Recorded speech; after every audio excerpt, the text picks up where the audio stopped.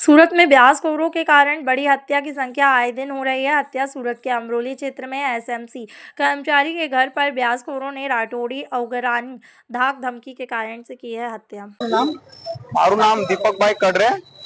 દીપકભાઈ શું શાના માટે હત્યા કરી? આજ રોજ કાલ રોજ અમારા મિત્ર હતા વિનોદભાઈ જાવડે, જે એસએમસી માં સુરત મહાનગરપાલિકામાં ચોથા વર્ગના કર્મચારી હતા।